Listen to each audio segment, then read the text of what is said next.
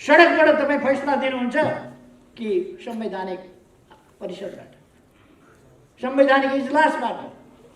संविधानमा संवैधानिक इजलास छ। म उहाँहरूलाई भन्न चाहन्छु, उहाँहरू जस्तो सर्वोच्च अदालतका सर्वोच्च ठाउँमा पुगिसकेका बसिसकेका मान्छेहरूले सर्वोच्च अदालतलाई गलत ढङ्गले प्रभावित गर्ने, गुमराहमा पार्ने, अल्मल्याउने अथवा धम्काउने खालका कुनै पनि क्रियाकलाप उहाँहरूलाई गर्न सुहाउँदैन। उहाँहरूले बन्द गर्नु। This is not the end of time, this is the continuous process and we are here, don't forget it. मैले त्यो भनेको थिएँ, समय अन्त्य भएको छैन, समय रोकिएको छैन, यो एउटा प्रक्रिया हो। हामी यहीँ छौँ भन्ने कुरा याद राख। मैले चुनौती दिएको थिएँ, हामी यहीँ छौँ। मैले त्यस सन्दर्भमा भनेको थिएँ, त्यो नकल गरेर अहिले त हामी यहाँ छौँ भनेर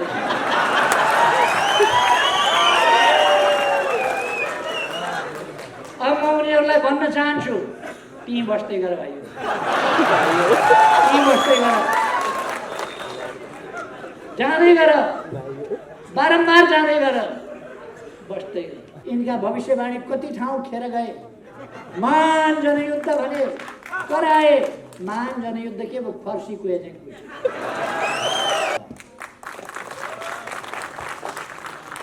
साथीहरू,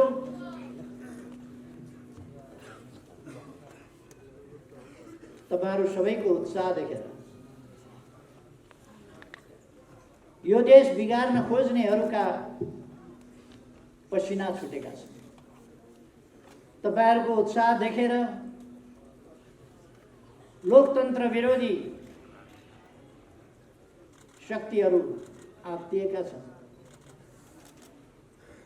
उनीहरूका सपनाहरू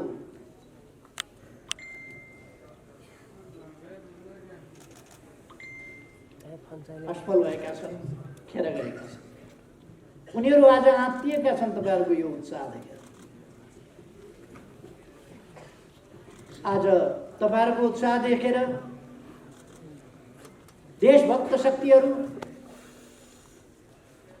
लोकतान्त्रिक शक्तिहरू, संघीय लोकतान्त्रिक गणतन्त्रका पक्षधर शक्तिहरू यस देशलाई लोकतन्त्रको बाटोमा दृढताका साथ अगाडि बढाउनु पर्छ, लोकतन्त्रबाट तलमाथि जान दिनु हुँदैन भन्ने शक्तिहरू आश्वस्त भएका छन्, विश्वस्त भएका छन् र उनीहरूमा अझ बढी हौसला पलाएको छ। विभिन्न षड्यन्त्र गर्ने षड्यन्त्रकारी शक्तिहरू तिल मिलाएका छन्। म तपाईहरुलाई धन्यवाद भन्न चाहन्छु। तपाईहरुको यस उत्साहले देशलाई बिगार्न खोज्ने शक्तिहरू, राष्ट्रियतालाई कमजोर पार्न खोज्ने तत्त्वहरू अथवा लोकतन्त्रलाई कमजोर पार्न खोज्ने शक्तिहरू तिनीहरू तिल मिलाएका छन्, आत्तिएका छन्। त्यसै कारण जे पाए त्यही बोलेर हिँडिरहेका छन्। तपाईहरुलाई आश्चर्य लाग्छ होला नै, लाग्नै पर्छ।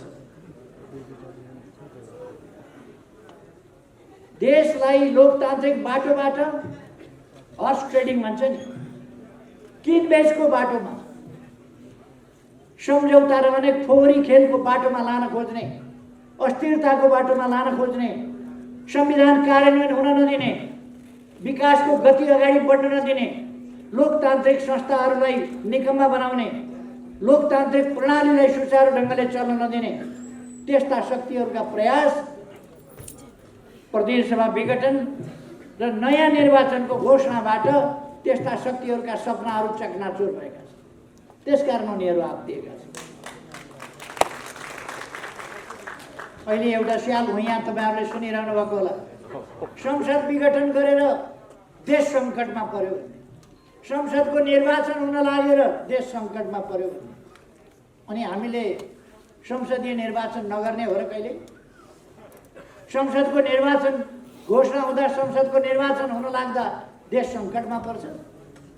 संसदको निर्वाचन हुन लाग्दा संविधान सङ्कटमा पर्छ। सङ्कट केही स्वार्थी तत्त्वहरूका स्वार्थमा पर्छ। देशलाई लोकतन्त्र आफ्नो अभ्यासको बाटोमा अगाडि बढ्छ, संविधान कार्यान्वयनको बाटोमा अगाडि बढ्छ। तर संविधान कार्यान्वयन हुन नदिने, संवैधानिक निकायहरूलाई अगाडि जान नदिने, तिनलाई क्रियाशील हुन नदिने यस्ता प्रयासहरू कति भए तपाईँहरूले देख्नु।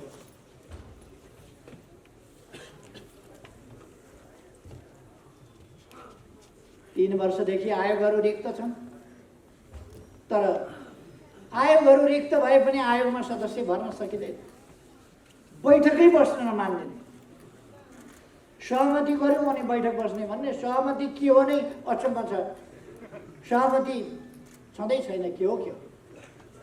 सरकारलाई काम गर्न नदिने, मेरो मान्छे परेन मेरो मान्छे पर्नुहुन्छ भन्ने एउटै रट, त्यो मात्रै लगाउँ।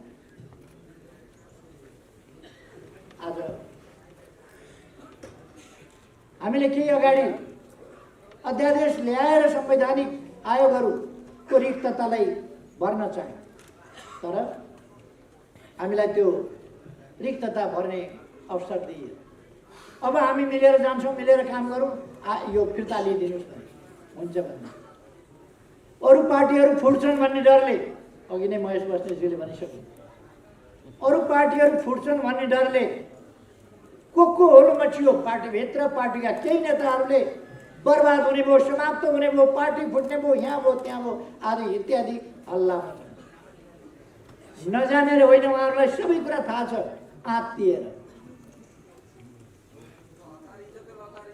आत्तिएर उनीहरू त्यस बिन्दुमा पुगे। मैले फेरि एकपल्ट उनीहरूलाई विश्वास गरेर अध्यादेशहरू फिर्ता लिए, फेरि हुन दिएनन् काम। यसपल्ट अध्यादेश जारी गरेर संवैधानिक आयोगहरूमा केही पदहरू, रिक्त पदहरू पुरा गर्ने काम। सरकारलाई काम गर्न भरसक नदिने, मैले त काम गरेको, यिनीहरूले खुट्टा समाउँदा समाउँदै अल्झाउँदै पाइलो सार्न नदिँदै बलजफ्ती अगाडि बढेर अहिलेसम्म जति काम भएको छ त्यो काम यिनीहरूको सहमतिमा होइन, असहमतिमा एक्लै अगाडि बढ्यो, एक्लै सरकार चलायो। तपाईँहरूले सुन्नुभयो होला, गर्नै नदिएपछि चलाउनु पऱ्यो, एक्लै चलाएको। पेलेर अगाडि बढ्यो भने बढ्नै नदिने त अनि बढ्नु परेन, कामै गर्न नदिने, केही पनि कानुन बनाउन नदिने, कानुन लगेर संसदमा राखो, पेसै हुँदैन। 3 वर्षदेखि कानुनहरू पेस नभएर बस्ने अत्यन्त विचित्रको स्थिति, कामै गर्न नदिने। संसदीय समितिहरूमा मैले नै छानिकन समितिका सभापति बनाइदिएँ। समितिका सभापति भएपछि श्री देन जङ्गबहादुर भएँ कि के भएँ भन्ने ठानेर कहाँ अन्यत्रका आदेश तामेल गरेर काम हुन नदिने, अनि देशको जुन गतिका साथ देश अगाडि बढ्थ्यो र बढ्नु पर्थ्यो त्यो अगाडि बढ्न नदिने काम भएपछि देशको अरू 1.5-2 वर्ष खेर जान दिनु हुँदैन। त्यसकारण चुनावमा जानुपर्छ, चुनावमा गएर नयाँ जनादेशका साथ अगाडि बढ्नुपर्छ, देशलाई अगाडि बढाउनुपर्छ। देशको गति, देशको समय कीमती छ, समय बर्बाद हुन दिनु।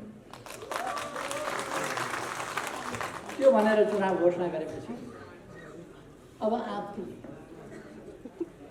एकजना नेताले भने अब वैशाख पछि केपी ओली राजनीतिमा पनि रहँदैन, समाप्त हुन्छ भनेर यिनका भविष्यवाणी कति ठाउँ खेर गए। महान जनयुद्ध भने कराए, महान जनयुद्ध के भयो, फर्सीको एजेन्ट, महान जनयुद्ध के। अनि यिनीहरूले अरू के भने, के कदम चाले। यिनीहरूले नेपाली जनतालाई जात जातमा, क्षेत्र क्षेत्रमा, भूमि भूमिमा फुटाउन खोजे, भाषा भाषामा फुटाउन खोजे, फुटाउन दिइएन। यिनका भविष्यवाणी पहिचानको राजनीतिका नाउँमा देश टुक्र्याउने, त्यो राजनीति असफल। विखण्डनवाद, त्यसलाई पनि हामीले वार्ताद्वारा समस्याहरू समाधान गर्यौँ। यिनीहरू छाती पिटी गरेर गए, यो के गरेको। चीनतिरबाट बाटो खोल्यौँ, यिनीहरू आत्तिए। नाकाबन्दीको डटेर सामना गऱ्यौँ, विभिन्न नाकाहरू खोल्यौँ हामीले उत्तरबाट र पारवन यातायात सम्झौता गऱ्यौँ चीनसँग। त्यसपछि हामीसँग बहुमत थिएन, आत्तिएर हतार हतार मलाई प्रधानमन्त्रीबाट हटाउने काम। प्रधानमन्त्रीबाट हटाउँदै गर्दा मैले त्यस बेला बोलेको थिएँ। बोल्दै जाँदाखेरि मलाई अलिकति उनीहरूलाई चुनौती दिउँ भन्ने जस्तो लाग्यो। अलिक चुनौतीको भाषामा मैले भने, this is not the end of time, this is the continuous process and we are here, don't forget it. मैले त्यो भनेको थिएँ। समय अन्त्य भएको छैन, समय रोकिएको छैन, यो एउटा प्रक्रिया हो। हामी यहीँ छौँ भन्ने कुरा याद राख। मैले चुनौती दिएको थिएँ, हामी यही छौँ। मैले त्यस सन्दर्भमा भनेको थिएँ, त्यो नकल गरेर अहिले त हामी यहाँ छौँ भनेर।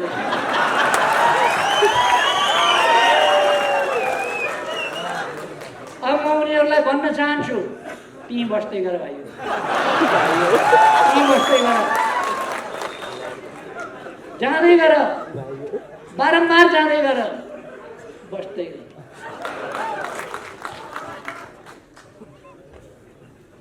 हामी यहाँ छौँ भन्ने कुरा कुन सन्दर्भमा मैले भनेको थिएँ, कुन सन्दर्भमा नकल गरेँ। अब अहिले प्रधानमन्त्रीले चालेको कदम संसद विघटन असंवैधानिक भयो भनेर हल्ला चलाइराखेको छ। एकपल्ट अदालतमा जागिर खाएको भरमा केही मान्छे पोरपरार जागिर खाएको थियो कि अहिले पनि जागिरमै छन् भन्ने बिर्सिएर यस्तो हुन्छ र उस्तो हुन्छ भनेर बोल्न थालेको छ।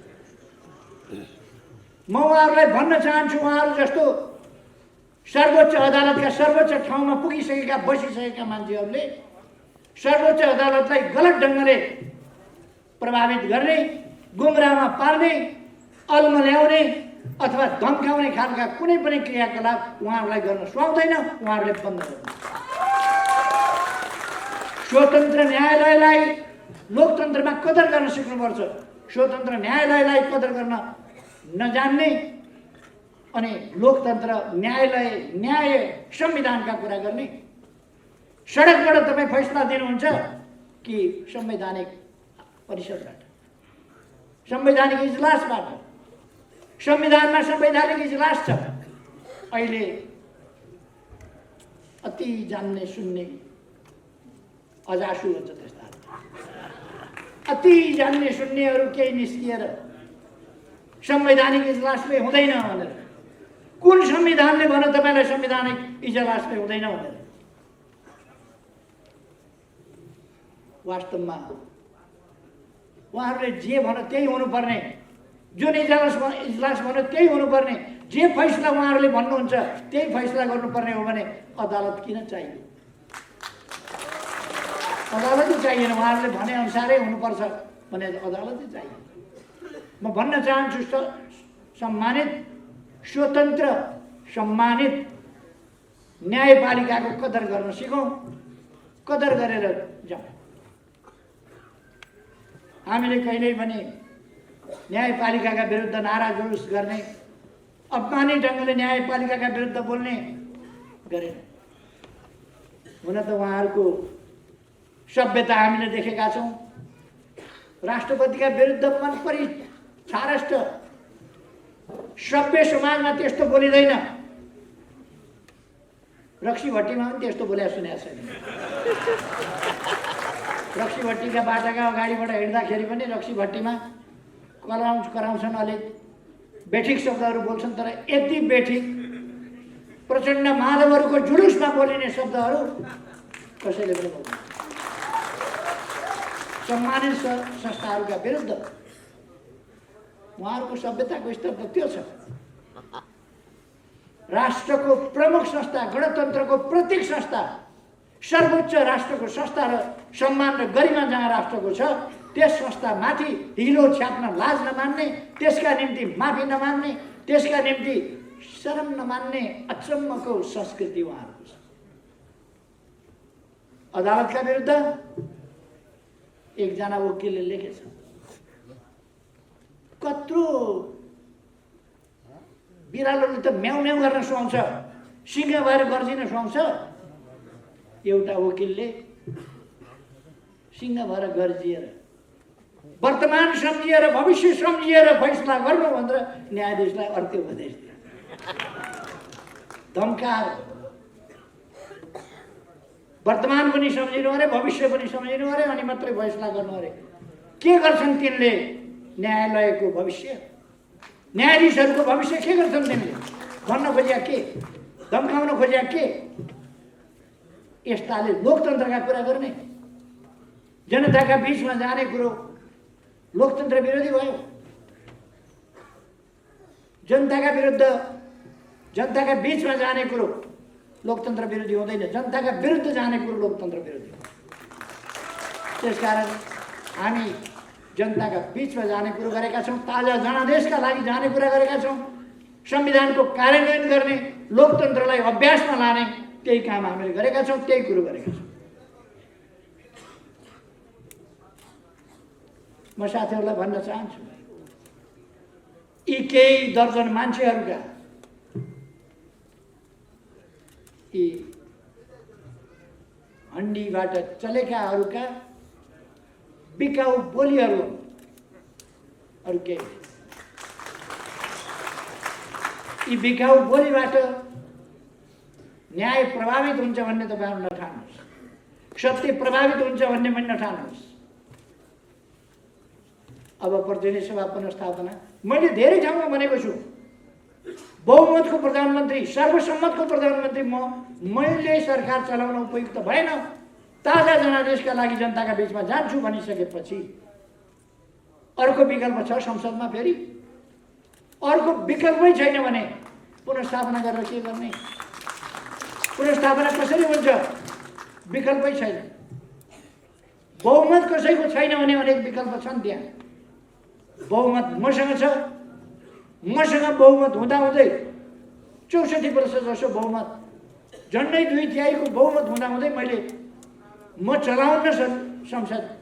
अब यस संसदले देशका लागि प्रभावकारी काम गर्न सकेन, अर्को ताजा जनादेशको संसद चाहियो। अब नयाँ पङ्क्ति चाहियो, नयाँ पिँढी चाहियो। सुकेका रुखले फल दिन्छ भनेर, सुकेका रुखमा फुल लाग्छ भनेर पालिराखेर हुन्छ 1.5 वर्ष 2 वर्ष? यी सुकेका हाँगाहरू सुकेका रुख। त्यसकारण अर्को बिरुवा ताजा, तसर्थ कुहेका फललाई त्यही रुखमै टाँस्न खोजेर हुन्छ, डालामा हाँगामा टाँस्न खोजेर हुन्छ, त्यो झर्छ। अर्को चुनाव हुन्छ, चुनाव वैशाख 17 गते, 78 साल वैशाख 17 गते र 78 साल वैशाख 27 गते हुन्छ। वैशाख 17 गते शुक्रबार, वैशाख 27 गते सोमबार नै चुनाव हुन्छ। त्यसकारण यसमा कोही पनि साथीहरू, दाजुभाइ दिदीबहिनीहरू, देशवासीहरू कोही पनि भ्रममा अन्यलमा पर्न जरुरी छैन। अर्कोतिर केपी ओलीले चुनाव गराउँदैन, तानाशाही लागू गर्छ भनेर हल्ला चलाइरहेको छ। केपी ओली जेल खटेर अनेकपल्ट मर्दै बाँच्दै गरेर फर्किएर आएको लोकतन्त्र मास्नका लागि होइन, लोकतन्त्रको रक्षा गर्नका लागि हो, लोकतन्त्रलाई अगाडि बढाउँछ। त्यसकारण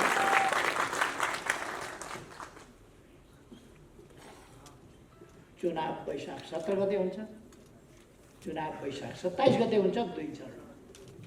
यसमा एक दिन पनि तलमाथि पर्दैन। साथीहरू चुनावको माहौल तयार गर्नुहोस्, चुनावको वातावरण तयार गर्नुहोस्, चुनावमा जानुहोस्। हामीले यसपल्ट आँधीबेहरी सिर्जना गर्नुपर्दछ, चुनावी वातावरणको जनलहर सिर्जना गर्नुपर्दछ। यस आँधीबेहरी, यस लहरले यस्ता सडल गडल तत्त्वहरूलाई किनारामा थाल्छ। मैले अस्ति अँध्यारो अनुहार लाएर निराशापूर्वक प्रचण्डले बोलेको सुने। वैशाखबाट केपी ओली राजनीतिबाटै सिद्धिन्छन् भनेर। अलिक समय काम गरे हुनाले अलिअलि माया पनि लाग्दो रहेछ। तिनको यसो बोलेको सुनेर मलाई माया पनि लाग्यो। न हिजो उनलाई जनयुद्ध भनेर सञ्चालन गर्दा साथ दिने हिजोका कार्यकर्ता, हिजो जनयुद्ध लडेका कार्यकर्ता, हिजो उहाँलाई साथ दिएका कोही उहाँसँग छ अब? सिद्धिए। नारायण काजी कुनै जनयुद्ध लडेका मान्छे हो र? यताको गोटी उता सारो, उताको गोटी यता सारो अनि टप्लक्क त्यो खालको। आज कोसन त उहाँसँग।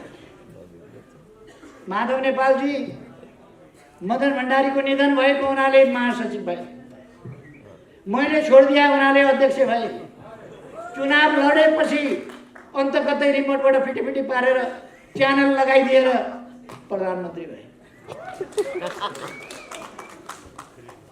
कहिले चुनाव लडेका बेला देखिहाल्नु तपाईँहरूले 9 महाधिवेशन। म त साँच्चै स्टेचरमा थिएँ। उहाँ भन्दै हिँड्नुभएको थियो, यही ठाउँबाट पनि भन्नुभयो 2-4 दिनमा मर्नलाई के भोट हाल्छु। मान्छे मर्न पनि सक्छ, जति बेर पनि मान्छे मर्न सक्छ, तर कस्तो चिताउन सकिया होला, कस्तो बोल्न सकिया होला। मैले धेरैपल्ट अपरेसन गरेको छु। जतिपल्ट म अपरेसन गर्न जान्छु उहाँको चेहरा कहिले उज्यालो नहुने चेहरा, त्यति बेला चेहरा उज्यालो हुन्छ।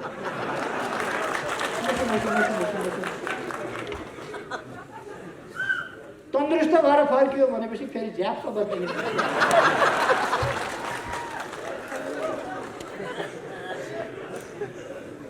म त्यतापट्टि गइरहन चाहन्छु।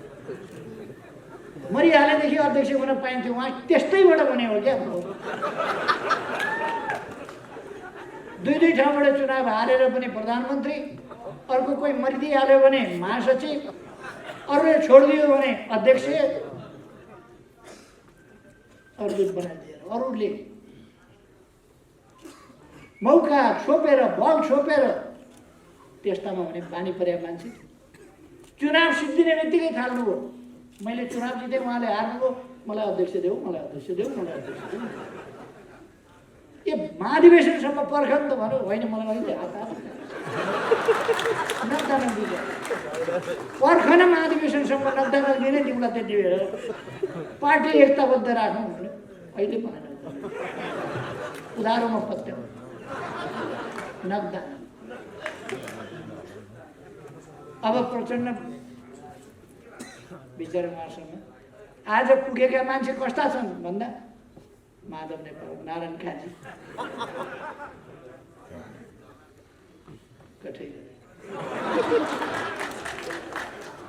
एउटा मौका आएको थियो प्रचण्डलाई सुध्रिने, सप्रिने, लोकतान्त्रिक क्रेडेन्सियल प्राप्त गर्ने।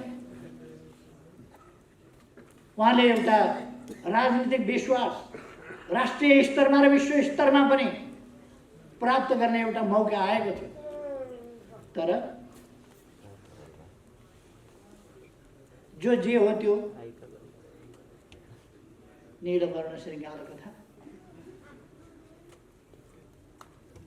तपाईँहरूलाई थाहा छ होला, एउटा चुलबुले स्याल रङ कपडा रङ्गाउनका लागि रङ घोलिरहेको एउटा ठुलो बाटामा परेछ। निलो रङ भएका ठाउँमा परेछ। निलो भयो, चोबिएर अनि हतार गरेर निस्किएर भाग्यो। निलो रङको देखेपछि अरू जीवजन्तुहरूले भने निलो रङको त यस्तो हुँदैन थियो कुनै जीवजन्तु, चरा त हुन्थ्यो, जीवजन्तु हुँदैन थियो, के हो भनेपछि म जङ्गलको राजा हुँ, यहाँ हुँ, त्यहाँ हुँ भने धाक धप्प हुँदैन। बाघको बथानमा पुगेछ, त्यहाँ पनि म जङ्गलको राजा हुँ भनेर फाइँ गरेछ।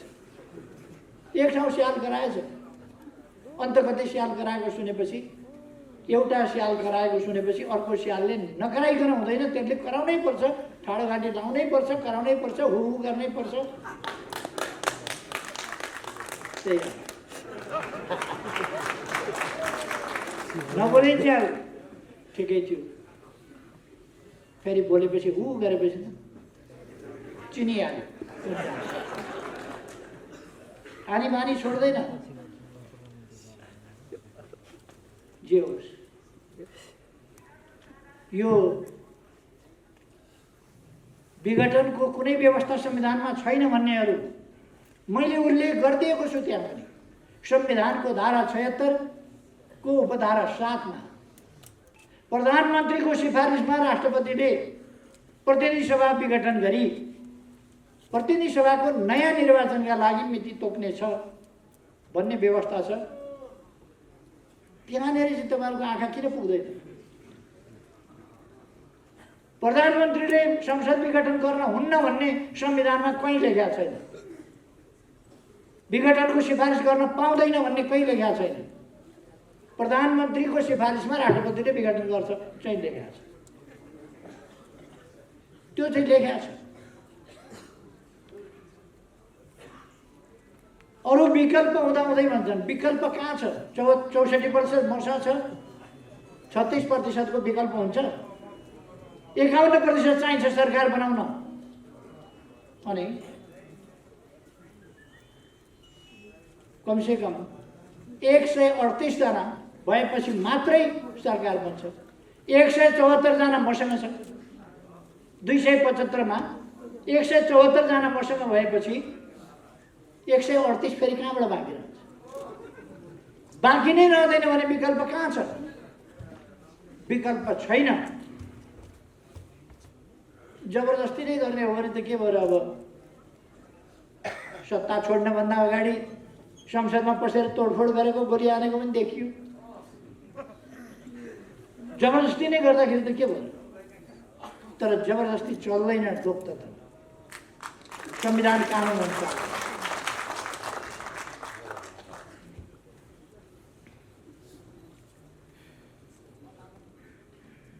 एउटा फेरि म दोहोऱ्याएर भन्न चाहन्छु एउटा कुरा। यो निर्वाचन आयोगलाई म त सुनेर छक्क परेँ। केन्द्रीय कमिटीको बैठक बोलाइयो, केही मान्छेहरू आएनन्। किन आएनन्? सोधी खोजी गर्नु पर्ला। कहिले कहिले कोही कोही आउन भ्याउँदैन, कोही कोही आउन सक्दैन। आज यहाँ पनि आउँछु भनेका कोही साथीहरू आउन नसक्नु भएको होला। त्यता पनि कतिपय आउँछु भनेका साथीहरू अरू काम विशेषले आउन नसक्नु भएको होला। त्यस्तो हुन सक्छ।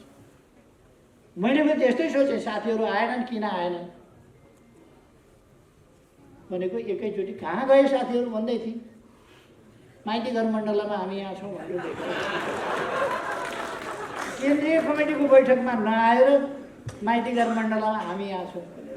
त्यसपछि उनीहरूले सूर्य चिन्ह, पार्टीको नाम, झन्डा, लोगो छ, कसैलाई नदिनु होला, हामीलाई दिनु होला, हामी मात्रै आधिकारिक हौँ, अरू होइन, हामीलाई दिनु होला भनेर पत्र पठाउनु भएछ। कुन हैसियतमा उहाँहरूले पत्र पठाउनु भयो? उहाँहरूले भन्नुभएछ केपीओलीलाई कारवाही गर्नु भन्नु।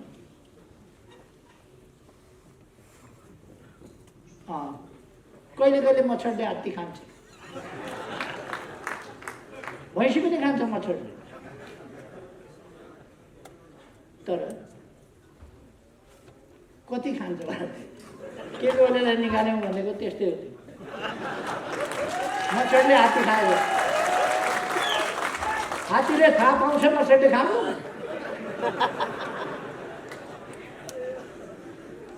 मच्छरले छाला पनि छेड्न पाउँदैन, बिचरा खायो। अनि उहाँहरू केपीओलीलाई निष्कासन गऱ्यौँ भनेर धाक लगाएर बस्नुभएको छ। म उहाँहरूलाई सोध्न चाहन्छु, कहाँबाट निष्कासन गर्यो? माइतीघर मण्डलबाट? कहाँबाट निष्कासन?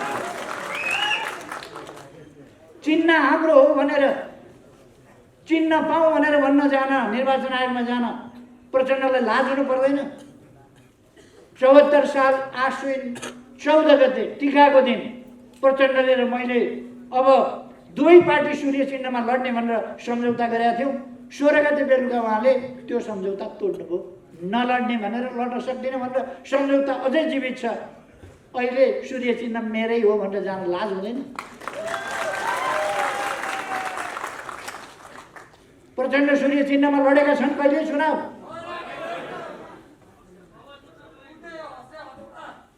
उनी सूर्य चिन्हबाट लडेका पनि छैन। सूर्य चिन्हबाट नलडेर अर्को चिन्हबाट आएको मान्छेले सूर्य चिन्ह चाहिँ मेरै हो केपी ओलीको होइन। अनि यो एउटा कमेडियन के भन्ने सो देखाउँछ नि टेलिभिजनमा,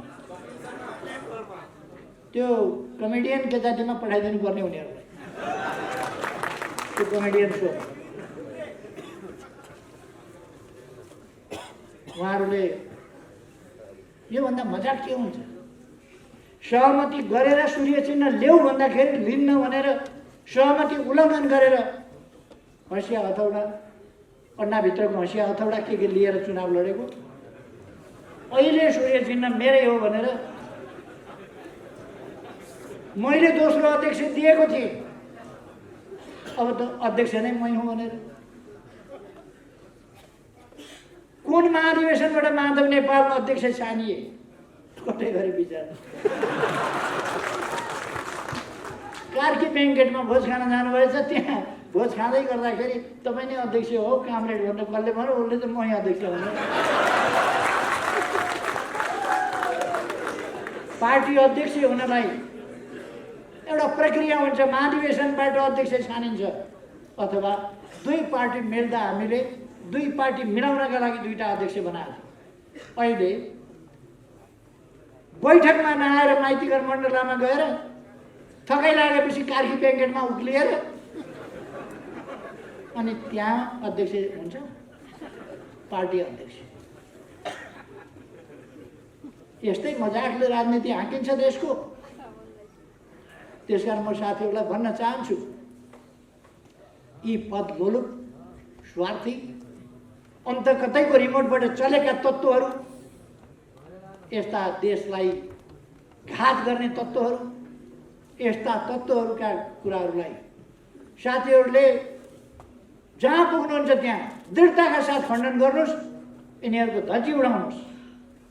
यिनीहरूका गलत तर्कहरू, गलत अफवाहहरू, तिनीहरूबाट जनतालाई मुक्त गराउनु त्यो जरुरी छ।